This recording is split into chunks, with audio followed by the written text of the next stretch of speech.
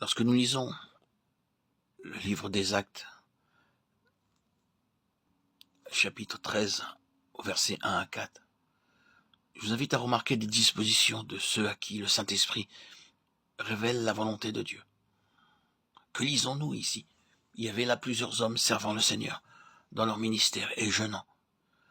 Et le Saint-Esprit vint et leur parla. Il y a des gens qui comprennent ce passage comme s'il s'agissait d'une séance de comité missionnaire. Nous voyons ici un champ qui s'ouvre. Nos missions sont établies dans d'autres champs et nous allons prendre pied dans ce champ-là. La chose est virtuellement décidée et nous allons prier à ce sujet. Mais dans ces temps anciens, les choses se présentaient d'une manière toute différente. Je doute qu'aucun d'entre eux ait pensé à l'Europe, car plus tard Paul lui-même essaya de retourner en Asie jusqu'à ce qu'une vision dans la nuit l'appelait par la volonté de Dieu. Regardez ces hommes. Dieu avait fait des choses merveilleuses. Il avait étendu l'église à Antioche, il avait accordé de riches et grandes bénédictions. Maintenant, voici ces hommes servant le Seigneur dans leur ministère, dans la prière et dans le jeûne. Quelle profonde conviction ils ont que tout doit venir directement du ciel. Nous sommes en communion avec le Seigneur, ressuscité. Nous devons rester étroitement unis à lui. Et d'une manière ou d'une autre, il nous fera connaître ce qu'il désire.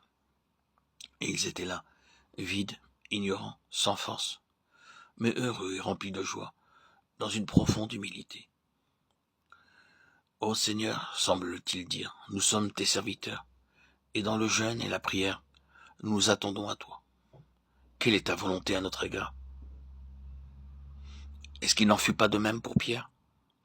Il était sur la terrasse, jeûnant et priant, loin de penser à la vision et au commandement d'aller prêcher l'évangile à Césarée. Il ignorait ce que son travail pourrait être.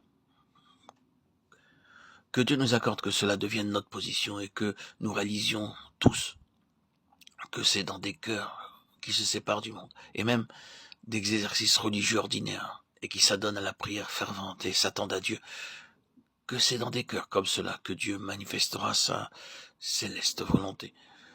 Vous savez que le mot jeûnant est répété une seconde fois dans le 3e verset.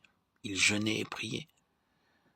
Quand vous priez, vous aimez entrer dans votre cabinet comme Jésus le recommande et à fermer la porte. Vous mettez dehors toutes les affaires, la société, le plaisir et quoi que ce soit qui puisse vous distraire. Et vous voulez être seul avec Dieu dans votre chambre. Mais quand, même sous une forme, le monde matériel vous suit, vous avez besoin de manger. Ces hommes voulaient échapper à l'influence du matériel et du visible, et ils jeûnaient. Ce qu'ils mangeaient était juste de quoi subvenir aux besoins de la nature. Et dans l'ardeur de leur âme, ils voulaient exprimer leur abandon de toutes choses sur la terre, en jeûnant devant Dieu. Oh, que Dieu nous donne cette intensité dans le désir, cette séparation de tout. Parce que nous voulons nous attendre à Dieu, afin que le Saint-Esprit nous révèle de Dieu la volonté bénie.